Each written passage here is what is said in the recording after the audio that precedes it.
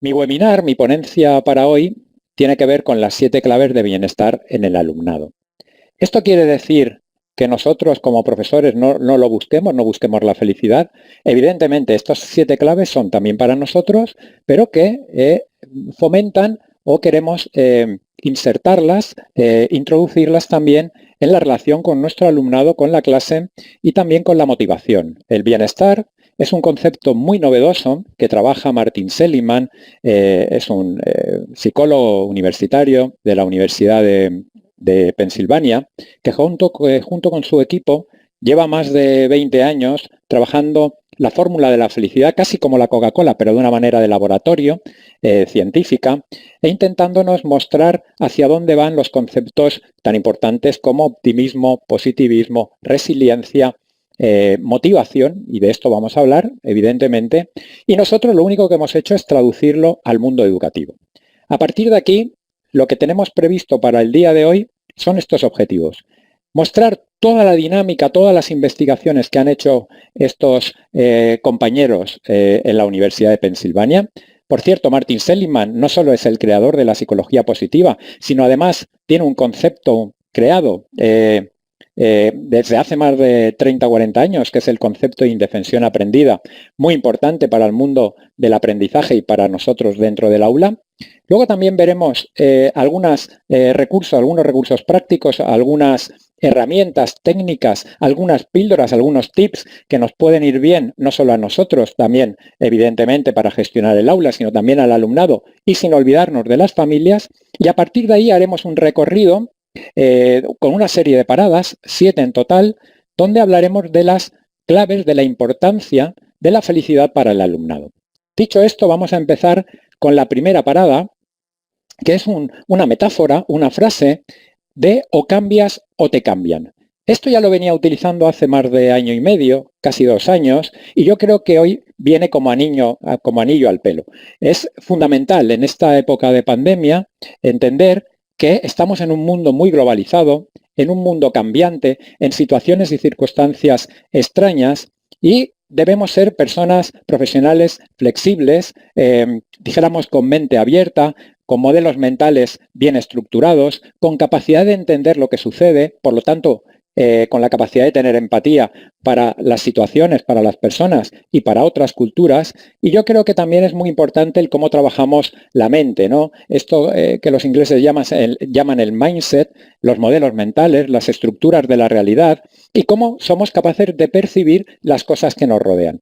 Porque decimos que muchas veces no es lo que nos sucede aquello que tiene consecuencia en nosotros, sino la percepción de aquello de lo que sucede. Por lo tanto, es muy importante las gafas que me pongo para observar la realidad. Lo que sí que nos está marcando la sociedad es que los cambios cada vez se producen antes. De la era agraria a la era industrial pasaron varios siglos, de la era industrial a la era del aprendizaje en la que estamos ahora apenas siglo y medio, y en estos momentos donde realmente estábamos cómodos trabajando el aprendizaje, el aprender a aprender, el talento, las competencias más allá de las curriculares, nos hemos visto atrapados en un cambio social, de salud, de trabajo, educativo, importantísimo, y yo creo que realmente hemos hecho un esfuerzo muy grande, pero tenemos que seguir entendiendo qué va a suceder después de esta pandemia. Y hoy en día, por lo tanto, es mucho más importante manejar esos conceptos de pasión, de actitud, de optimismo, de resiliencia, de felicidad y ser modelos y referentes para nuestro alumnado, para los compañeros y también para todo lo que rodea al centro académico. Por lo tanto, en este punto tenemos que entender que toda la información que nos viene del entorno, y sobre todo si es una información veraz, si es una información de laboratorio, es una información científica, nos puede ayudar a dar respuestas mucho más positivas, unas respuestas mucho más adaptadas, unas respuestas mucho más flexibles que nos ayuden a generar cambios positivos. En este caso, me gustaría que conocierais los trabajos que han hecho desde la psicología en cómo reaccionan las personas en general y los profesionales en particular a situaciones de cambio. En este ciclo vital del cambio, que trabaja 2 variables. Por una parte, la variable tiempo y por otra parte, la variable respuesta emocional. Y yo creo que tenemos un ejemplo clarísimo en determinar cómo hemos ido nosotros respondiendo a esta pandemia. Realmente cuando ocurrió, cuando nos dijeron que tuviéramos que estar confinados hace aproximadamente 2 meses, nuestra respuesta emocional, al menos la mayoría de nosotros, fue de miedo, de confusión, de inmovilización, de no entender lo que estaba sucediendo y por lo tanto de quedar paralizados. Con el paso del tiempo, quizás o incluso antes también, nos dio la sensación de que esto no era real, de que realmente lo que estaba pasando era increíble, casi era una película de ciencia ficción, pero esto no nos pasaba cuando estábamos viendo las cosas ahí en Italia, que las veíamos cerca, pero sí cuando las veíamos en China. Un mes antes veíamos en China casi a nivel de pantalla de plasma lo que estaba sucediendo, las calles vacías, la gente con mascarillas sin poder salir de casa y pensábamos que esto no iba con nosotros, ¿no? Esto es muy humano también. Pero yo creo que si entendemos estos ciclos vitales que se producen en las personas, esto nos va a ayudar quizás hacer las fases más cortas, a mejorarlas, a hacerlas más productivas, a que no nos afecten tanto, porque esto realmente luego va pasando con el paso del tiempo. De esta negación pasamos a la ira, al enfado, y la ira con nosotros mismos por no haber previsto la situación y por lo tanto habernos preparado, pero también ira, enfado, con todo lo que nos rodea, con las instituciones públicas y políticas, probablemente porque nos han dicho lo que teníamos que hacer, con las instituciones sanitarias, etcétera, etcétera. Este enfado, que no es nada beneficioso ni para mí ni para la gente que me rodea, poco a poco, con el paso del tiempo, la respuesta emocional va siendo más pasiva, más tranquila, con esa sensación de frustración, que nos levantábamos, incluso a mí me ha pasado en estos 2 meses, algunos días, con esta sensación de no querer hacer nada o de quedarte más tiempo en la cama o probablemente tener problemas de sueño o una sensación de poca vitalidad, que quizás la suerte que tenemos es que el 90% de las personas se quedan en esta fase y no pasan a sublimarla hacia una sensación de depresión, solo hay un 10% de casos y esto es interesante, para finalmente con el paso del tiempo también, llegar, aceptar, ser proactivos, levantarnos, mirar hacia adelante, decir hasta aquí, basta ya, y dar respuesta a esas situaciones e intentar adaptarnos. Que esto yo creo que lo hemos hecho muy bien el sector educativo, los profesionales de la docencia, los educadores, porque en 2 meses prácticamente hemos hecho la tarea, el trabajo de 2 años. Nos hemos digitalizado, hemos sido nativos digitales, nos hemos comunicado con el alumnado de diferentes maneras, incluso con el WhatsApp, con el teléfono fijo, con el teléfono móvil, a través de correo ordinario, a través del email, hemos utilizado multitud de plataformas de videoconferencia, hemos organizado nuestro trabajo de manera digital, o sea, de una manera plana la hemos pasado a una manera interactiva, con lo cual hemos hecho un esfuerzo grande y yo creo que también deberíamos darnos un aplauso, al igual que hacemos con los sanitarios, porque hemos hecho un trabajo a nivel educativo brutal, ¿no? Pero este ciclo vital del cambio y cualquier información siempre nos puede ayudar a cortar un poco aquellas fases que sean más negativas y aceptar, por ejemplo, antes en el tiempo, que la tristeza sea menor o incluso que no pase por esa fase de tristeza o que el enfado realmente sea limitado. Y yo creo que es importante poner a disposición nuestra toda la información que tiene la psicología, la neurociencia, la neuroeducación, porque es el conocimiento del cerebro. Cuando nosotros conocemos nuestro cerebro y conocemos el cerebro de nuestros alumnos, es mucho más fácil conectar con ellos. Por lo tanto, en esto tenemos que ver y tiene que ver la motivación. Y cuando se produce un cambio, también hay determinadas actitudes que, dijéramos, brotan en los centros educativos y en cualquier colectivo.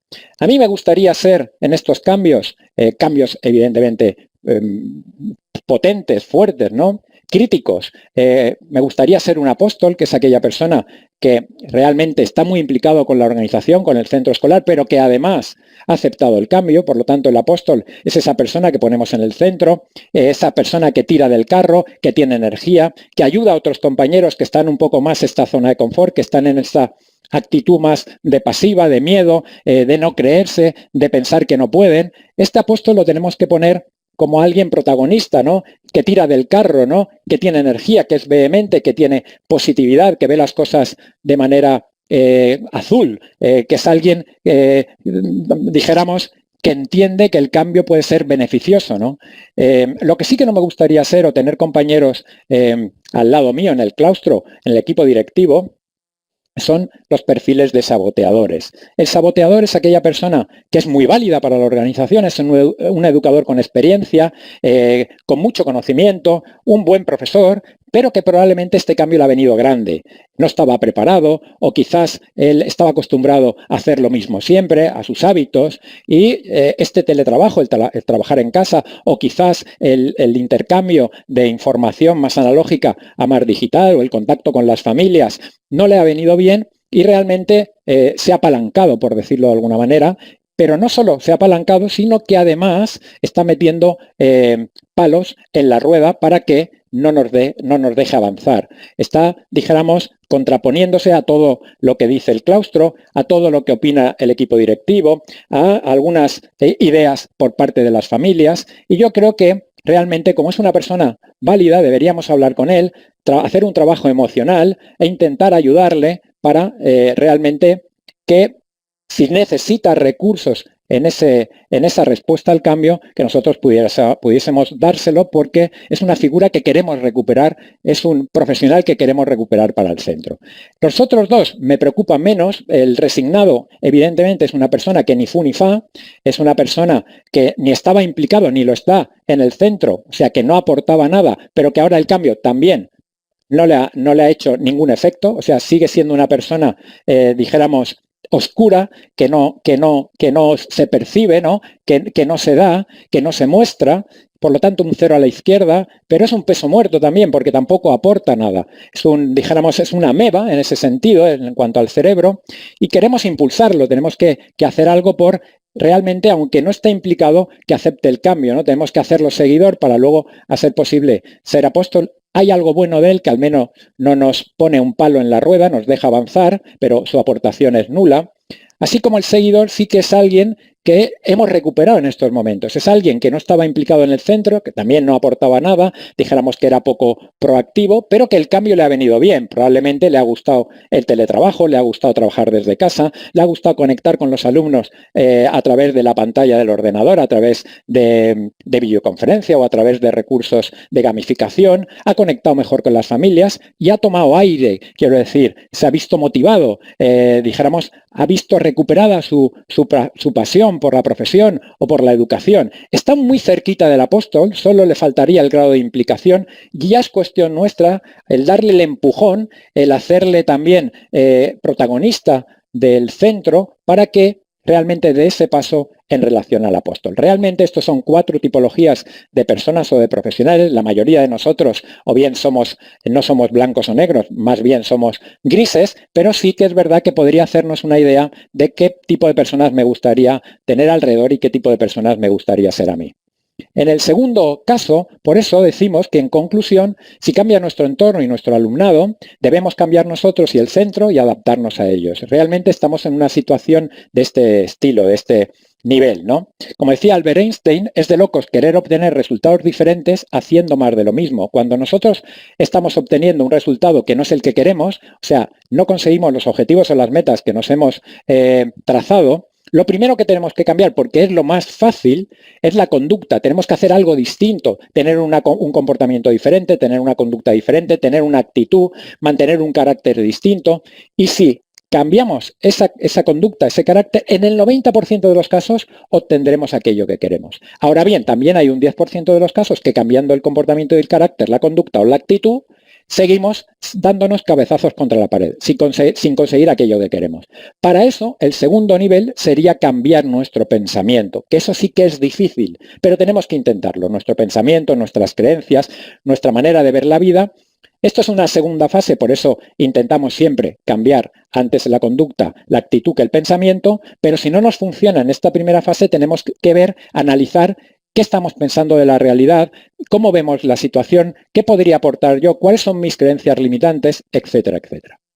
Pasando al segundo estadio, a la segunda clave para el bienestar del alumnado, tenemos aquí 2 palabras mágicas que vamos a meter en la coctelera. La primera, en relación con el alumnado. Tenemos que incrementar su yo, su autoanálisis y también el nosotros y la identidad pública. Por una parte, el yo se trabaja con autoanálisis, con hacerle a él consciente de quién es, de dónde está, de cuáles son sus necesidades, cuál es su talento, qué quiere de la vida, cuáles son sus fortalezas, cuáles son sus áreas de mejora, cuál es el nivel académico que tiene, en qué contexto socioeconómico está, en qué colegio, qué quiere ser de mayor, y esto es muy importante. Y eso es fundamental, porque cuando yo acabé la carrera en el 91, me dijeron que si quería ser mejor persona, mejor profesional, lo que tenía que hacer era mejorar el autoanálisis, la toma de conciencia, el mirarme hacia adentro, pero hoy en día además hemos incrementado, hemos unido a esto una nueva palabra que es la identidad pública, que trabaja más en nosotros. No solo necesitamos conocernos a nosotros mismos, sino saber qué piensan los demás de nosotros. Esa imagen o identidad pública que tiene que ver con el feedback. Evidentemente con el nosotros también trabajaremos temas relacionados con la inteligencia emocional, la empatía, el don de gentes, el trabajo en equipo, la comunicación, ¿no? Esto nos lleva a considerar que sin crecimiento personal no puede haber felicidad. De hecho, Martin Seligman, el creador de la psicología positiva, decía que la felicidad está relacionada al 100% con nuestro crecimiento o desarrollo personal. Y además, en segundo lugar, tenemos que trabajar la marca personal del alumnado. ¿Esto quiere decir que trabajemos el marketing digital con ellos? No. La marca personal me refiero sobre todo a que ellos buceen en sí mismos también y se planteen cosas, tengan ese pensamiento crítico, sean autónomos, sean responsables, y que luego a partir de ahí puedan tomar decisiones por ellos mismos y decisiones lo más acertadas posibles, que las van a necesitar y cada vez más para pasar de sexto de primaria a secundaria, para pasar de cuarto de secundaria a bachiller, para pasar de bachiller a la universidad o para hacer elecciones en formación profesional, con lo cual cada vez esto tiene mucha más importancia. Y la segunda palabra mágica, que está a nivel de centro, es el alumnado. Aquí Marcos ya hablaba del aprendizaje cooperativo y de que el alumnado con estas metodologías activas como el aprendizaje cooperativo, pero hay otras como el aprendizaje basado en proyectos, las inteligencias múltiples, la Flip Classroom, el coaching educativo. Estas metodologías activas hacen que el alumno sea el protagonista de la educación. ¿Esto quiere decir que el profesor pierde nivel, pierde prestigio? No, no, para nada. El profesor siempre será la piedra nuclear del sistema educativo. Siempre. Lo único que cambia es el rol, la actividad, la tarea de ser un transmisor de información a ser un profesor coach, un guía, un acompañante de lujo, alguien que otorga recursos, alguien que ofrece fuentes bibliográficas al alumnado para que el alumnado decida en cuál de ellas bucear y obtenga la información, que les hace trabajar en equipo, que resuelve dudas. Este es el profesor del siglo XXI. En estas metodologías activas, que además hay que aderezarlas con competencias digitales y elementos de gamificación. Por lo tanto, tenemos que entender que el alumnado es, dijéramos, la fuente principal de experimentos y de experiencias, de vivencias en un centro, y sin alumnado no puede haber organización académica. Yo aquí abriría un paréntesis y hablaría también de las familias, que son realmente la que financian la educación de los hijos. Por lo tanto, yo creo que hay que incluirlas también en la toma de decisiones de centro. Y luego hay que tener cultura de servicio al alumnado. ¿Quiere decir esto que tenemos que ponerle una alfombra roja al alumnado y para que nos pisotee, para que concedamos todas sus expectativas y necesidades? No, para nada, hay que saber decir que no, pero sí que hay que detectar un poco cuáles son las necesidades del siglo XXI, qué es lo que demanda el alumnado y qué le podemos ofrecer nosotros como educadores y como centro. La tercera clave tiene que ver con la arquitectura escolar, con cambiar espacios. Lo que no podemos hacer es estar a la vanguardia de las metodologías didácticas y luego en un centro del siglo XIX o del siglo XX. Quiero decir, yo he ido a muchos centros que están en la vanguardia, que trabajan con cooperativo, y sigo viendo las clases donde está la mesa del profesor y luego los pupitres del alumnado en forma de teatro. Incluso algunos anclados aún, donde es imposible, como decía Marcos, poder establecer equipos, poder cambiar de equipos, o sea, hacer algo mucho más flexible. Tenemos que pensar que los espacios, la arquitectura escolar y la metodología didáctica tienen que ir de la mano. Yo entiendo que es mucho más fácil empezar por la metodología didáctica, que requiere menos inversión económica, que no por cambiar la arquitectura escolar, que eso sí que es una inversión brutal. Pero también tenemos que ir pensando a largo plazo también en ir modificando estos aspectos. No solo internos de crear clases que yo llamo Google, de estas con espacios amplios, con distintos contextos, con distintos formatos, donde puedan trabajar temas de presentación, donde puedan trabajar proyectos, donde incluso hay algunos alumnos de determinados niveles, por ejemplo, de sexto de primaria, que se reúnan con alumnos de primero y segundo de secundaria, o incluso los de tercero y cuarto con los de bachiller, o incluso alguna conexión con la universidad, sino que además también se cambie el espacio exterior, lo que llamamos el tema de donde se dan los recreos, ¿no? Hacerlo un espacio más diverso, donde no solo predomine el fútbol, sino también espacios lúdicos, culturales, que puedan ser aprovechados por el 100% del alumnado. La cuarta clave, el cuarto camino, la cuarta etapa que vamos a caminar, a transitar, es la palabra clave, que es el rapport.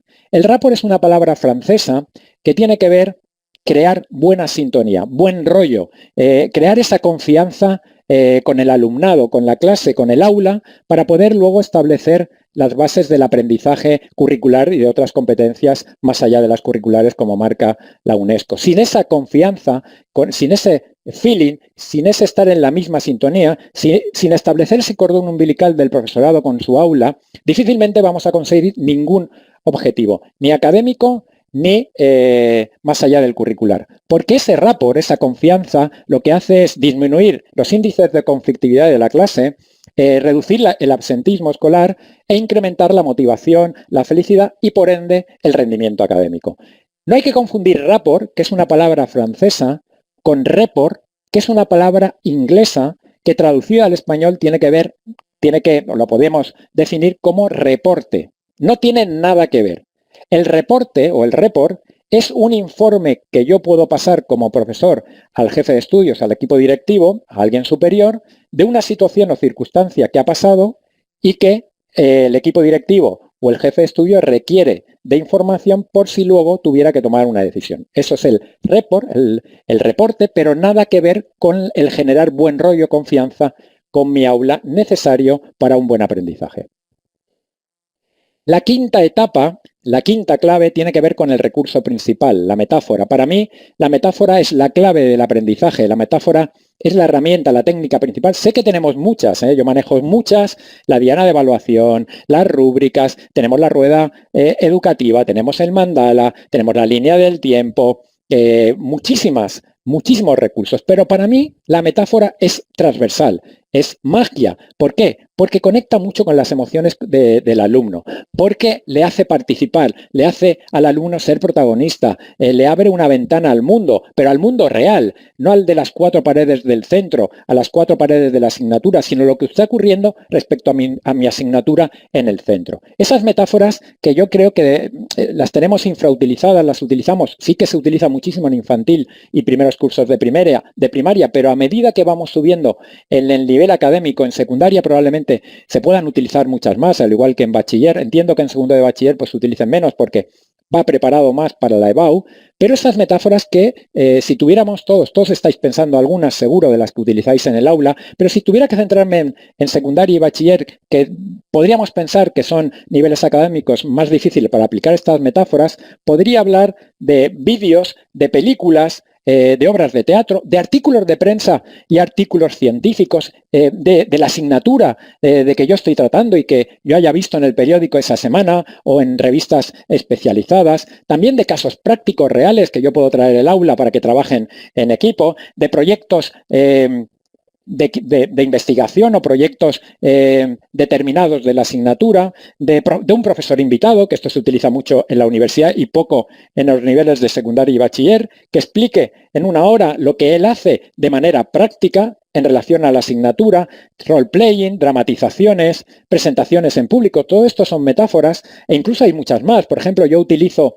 una que traigo de la psicología clínica que utilizan los terapeutas con los pacientes, que se llama la autorrevelación, y yo que simplemente la adapto al mundo educativo. La autorrevelación en la psicología clínica es una técnica que se utiliza cuando un terapeuta está trabajando con un paciente, por ejemplo, con un depresivo, que ya ha utilizado muchas técnicas y la depresión no acaba de menguar, y él, como terapeuta, ha pasado por una depresión y ha salido, puede utilizar esa autorrevelación para contarle su propia experiencia, que es real, para que el otro tome nota y él se considere como modelo referente. Yo en el ámbito educativo le quito el apartado este de ser real, de autorrevelación, y le cuento una experiencia como propia, aunque no la haya vivido, ¿no? Y sabéis todos, los que habéis utilizado, que a los niños cuando haces esto se les abren los ojos, ¿no? Las pupilas se le dilatan enseguida, ¿no? Pero también, por ejemplo, fijaros, la semana pasada, en un programa de tele, concretamente El Hormiguero, contando vivencias y experiencias y temas científicos que hicieron hace 7, 8 años, concretamente comentaron uno que era el trabajo, los experimentos sobre los fluidos no newtonianos, que son líquidos que actúan como sólidos. Y ese experimento, 3 o 4 años después, le sirvió a la Universidad de Harvard, ni más ni menos, para aplicárselo, para enseñárselo a los alumnos y también para algunas conferencias. Por lo tanto, es una metáfora también, ¿no? A través de otra manera de enseñar. O, por ejemplo, un profesor de secundaria, un profesor de matemáticas que me decía en uno de los cursos que tenía, que él explica la parábola de otra manera, no a lo típico, a lo tradicional, sino que les ponía un vídeo de Casillas donde le habían metido un gol por encima de la cabeza, lo debatían y luego ya le decía, esto es una parábola y la definición de la parábola es esta. Por lo tanto, utilicemos cuantas más metáforas, mejor. La sexta clave, el sexto nivel, es que necesitamos pasión. Ya he ido viendo un poco en relación a la cita que la pasión mueve el mundo y es así, ¿no? Y necesitamos tener pasión en todo lo que hacemos y sobre todo aquellos que trabajamos en el mundo educativo, que estamos al servicio de nuestro alumnado y de las familias y de otros compañeros. Yo aquí digo que tengo que amar lo que hago, que es pasión, pero que nada tiene que ver con vocación. Si queréis, esto lo hablamos en el debate posterior. La vocación está sobreestimada. A mí me encantaría que todos fuéramos vocacionales y estuviéramos trabajando en aquello que de adolescente quisimos trabajar. Yo quería ser maestro y ahora lo soy vocacional.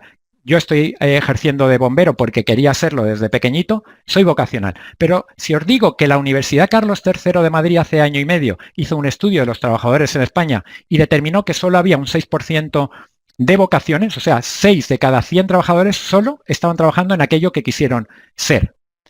Diríamos, ostras, ¿cómo puede ser? ¿Qué quiere decir? ¿Que el 94% restante está amargado, triste en su puesto de trabajo? Ni más ni menos que no. Quiero decir, la mayoría son felices. ¿Por qué? Porque aunque nunca pensaron en trabajar en esos trabajos, le han cogido cariño.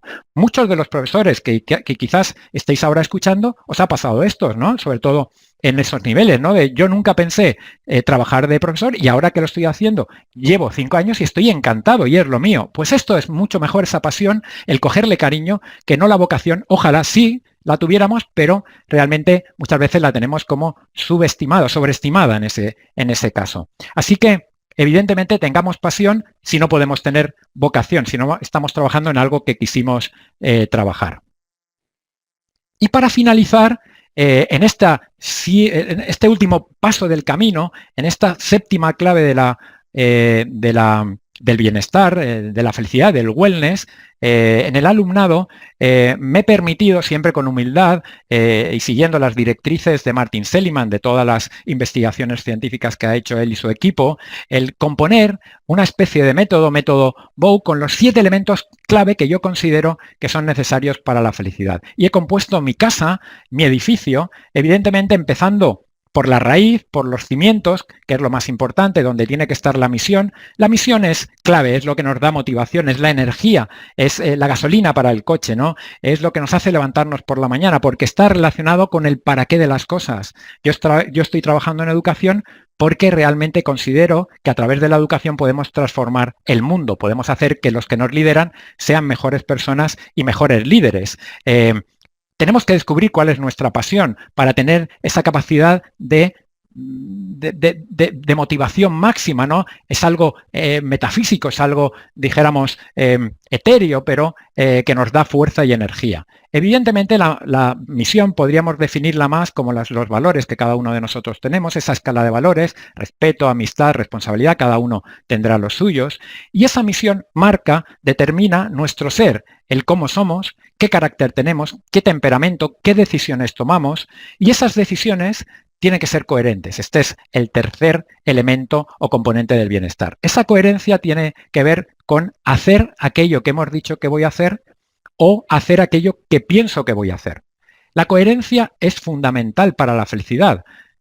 Dicho o definido de una manera un tanto más técnica, como define la psicología, nosotros seremos coherentes cuando las tres dimensiones del individuo, que son pensamientos, emociones y conducta, vayan en la misma dirección. Si nuestros pensamientos, nuestras emociones y nuestra conducta va en la misma dirección, somos coherentes y por lo tanto generamos confianza en los demás y los demás normalmente establecen proyectos en común. Hay buen rollo y genero buen rollo.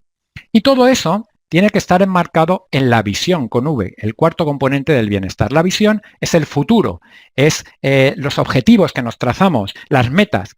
Y el futuro es tan importante porque decimos que determina o condiciona nuestro presente. Si nosotros no sabemos lo que queremos, difícilmente vamos a saber qué camino emprender en el día de hoy o qué decisiones tomar hoy. Si igual que cuando tú te subes en un taxi y no le dices dónde quieres ir, el taxista no funcionará, se quedará parado. Por lo tanto, nosotros lo mismo, ¿no? Primero trazamos el objetivo, trazamos la meta y a partir de ahí luego determinamos en el presente qué cosas tenemos que hacer, qué camino tengo que emprender. Y ese camino tiene que ser congruente. La congruencia no es más que la asociación de dos componentes del bienestar, de la visión con V y de la misión con M. Nosotros nos trazamos los objetivos siempre en función a nuestros valores. Imaginaros, por ejemplo, un empresario que dice que quiere conseguir, que quiere ganar mucho dinero con su empresa. Esto es lícito. Este es el objetivo. Si yo le preguntara ¿para qué?, él me contestaría con un valor. Por ejemplo, para que a mi familia no le falte de nada. Esa trazabilidad de la visión con la misión es la congruencia.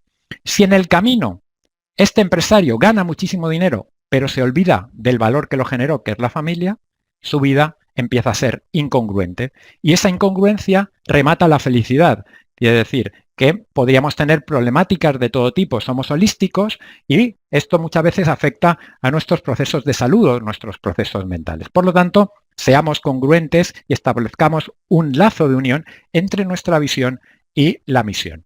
Y para finalizar, en la sexta posición, el séptimo componente del bienestar, para finalizar mi casa y puesta en la pirámide, en lo más alto, en el ático, ¿no? en la terraza, está la pasión, que no voy a definirla, evidentemente, que ya hemos hablado antes de ella, que es la que ilumina todo lo demás. Tenemos que tener pasión en todo lo que hacemos. Cuando estamos con nuestra familia, máxima atención. Cuando estamos con nuestros amigos, disfrutando al máximo. Cuando estamos haciendo ejercicio, plena conciencia. Esto es la atención plena, el mindfulness. Y esta pasión es la que mueve el mundo, ¿no?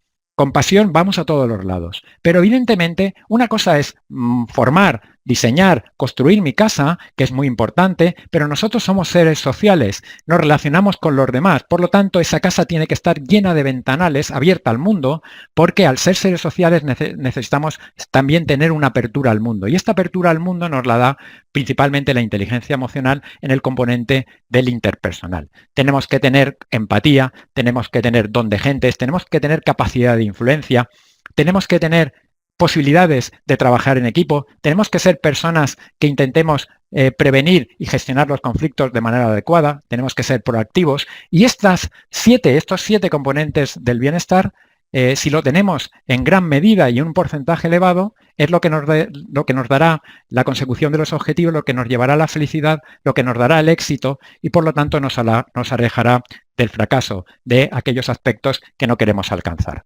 A partir de aquí, espero que os hayan gustado estos 7 componentes del bienestar y ya desde ahora me pongo a vuestra disposición para contestar a todas las dudas, todas las curiosidades que tengáis en relación a este tema del bienestar en el alumnado e incluso que podéis contar alguna experiencia que hayáis tenido en el aula o en el centro o con alguna familia relacionada con el tema de la motivación, del bienestar, de la pasión, de la actitud o incluso con vosotros mismos. Así que desde ya me pongo a vuestra disposición y muchas gracias por vuestra atención.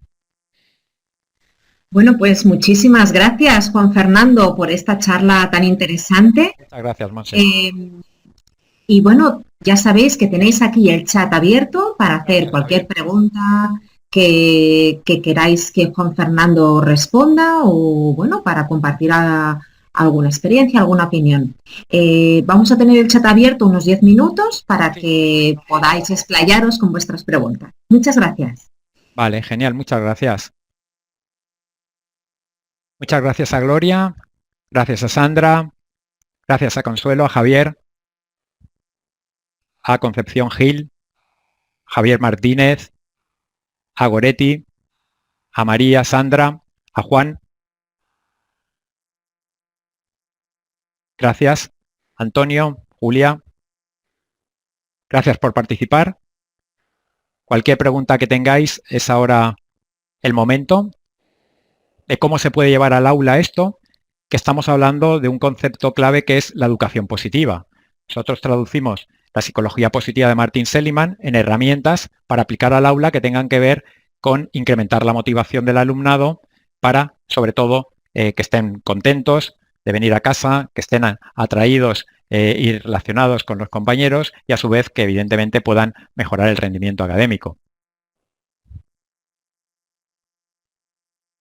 Sí, es verdad, Gema, es momento ahora, yo creo, en estos tiempos de confinamiento, de reflexionar acerca de cuál es nuestra misión en la vida, o sea, cuál es el legado que queremos dejar y por qué nos dedicamos a la educación o a otra actividad. Y si realmente aquello a lo que nos dedicamos nos mueve y nos llena, y si no, probablemente tengamos que retomar esa motivación, llenarnos otra vez el vaso de positivismo o cambiar y reorientar nuestra carrera profesional, que no pasa nada, sé que es difícil y bueno, pues es una decisión arriesgada y valiente a su vez, pero hay que hacerla.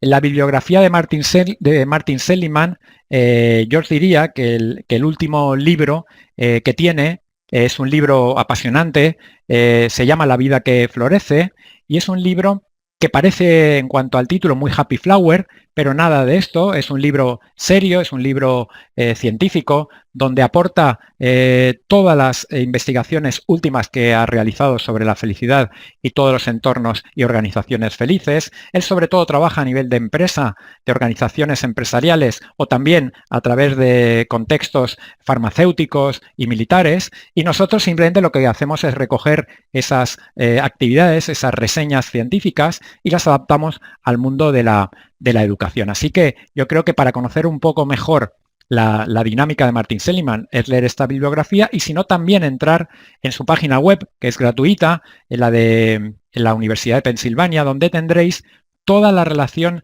de libros, todas las investigaciones empíricas y científicas que ha hecho últimamente y también algunos test que podréis consultar, incluso contestar y os saldrá el resultado ipso facto. Es un test online, test sobre optimismo, positivismo, si sois positivos o no, si sois felices, incluso cuestionarios para adaptación más pequeños, para alumnos más pequeños. ¿Puedes repetir el nombre del libro? Sí, se llama La vida que florece, de Martin Seligman.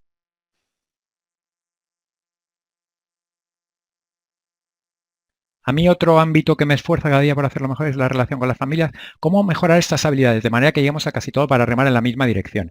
Vamos a ver, yo creo que las familias deberíamos incorporarlas en el mundo educativo porque son muy importantes. Yo creo que está habiendo en los últimos años una tirantez entre el profesorado y las familias, cosa que cuando yo era alumno esto no pasaba y yo creo que tenemos que limar esas asperezas y yo creo que una de las maneras es primero hacerles partícipe de la educación, comunicarnos de manera adecuada, informarles de lo que estamos haciendo y probablemente en cuanto a las habilidades o las competencias nosotros manejamos 4 que tiene que tener cualquier educador, que es la capacidad de percepción, de percibir de manera excelente lo que está ocurriendo para tomar luego conclusiones y sacar buenas conclusiones, la escucha, que es fundamental, aunque la más importante es la comunicación, pero no puede haber una comunicación buena, eficaz, sin una escucha empática, por lo tanto las dos van unidas, y luego hemos incluido una cuarta, que es la intuición. La intuición hasta hace 10 o 15 años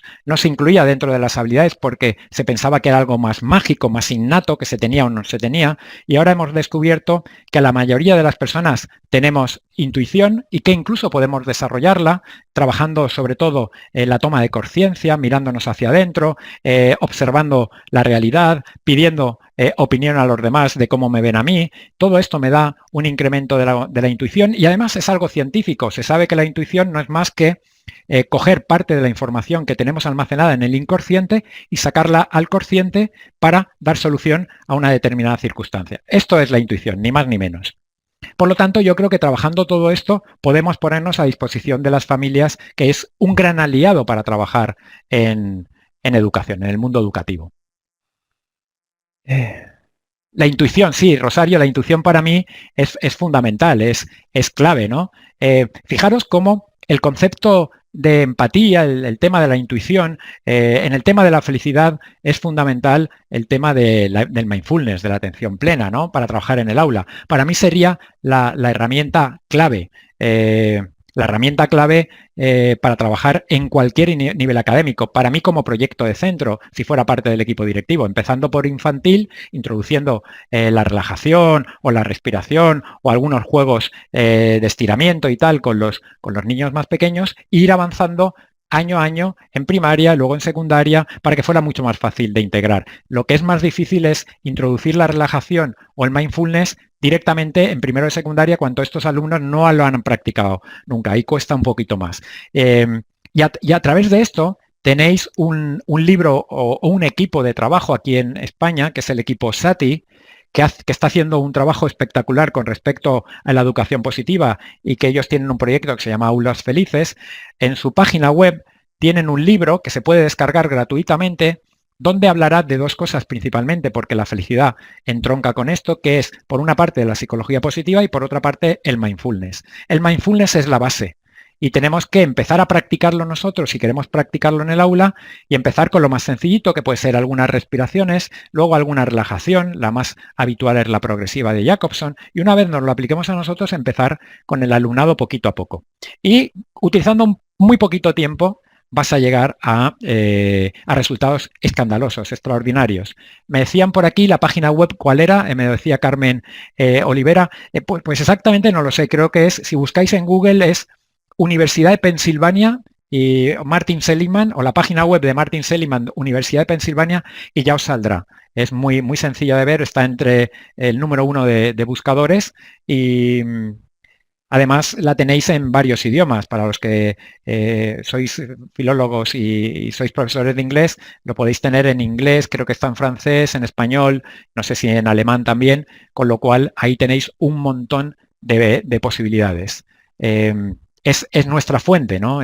Sí, Aulas Felices, efectivamente. Lo lleva el equipo SATI de Zaragoza, que son unos profesores de secundaria, que son los que empezaron en el tema de la felicidad hace muy poquito, ahora 5 o 6 años, pues son conceptos muy novedosos, pero que son transversales, necesarios. Ya nos dice la UNESCO que sí que es verdad que no podemos perder de vista nunca y esto será troncal siempre, las competencias curriculares, pero cada vez más importancia tenemos que darle a las competencias para la vida, ¿no? A las competencias sociales, emocionales, las de la felicidad, las competencias comunicativas, las de prevención de conflictos, y eso es cada vez más importante. Montse Costafreda os la ha puesto aquí ahí tenéis la página web de Martin Seligman, y incluso si queréis alguna bibliografía, que creo que hay alguna persona que la está pidiendo, es sobre mindfulness. Tenéis algunos libros que tienen que ver más con los que estáis en infantil, como Tranquilos y atentos como una rana, que lo habréis oído, o Un bosque tranquilo, o también hay uno que yo utilizo en alguna de las herramientas de una francesa que para trabajar el tema de rabietas en infantil y primeros cursos de primaria, que se llama Vaya Rabieta, que utiliza algunos ejercicios muy emocionales para que cuando un niño tenga una rabieta, descargue esa rabieta desde el punto de vista emocional.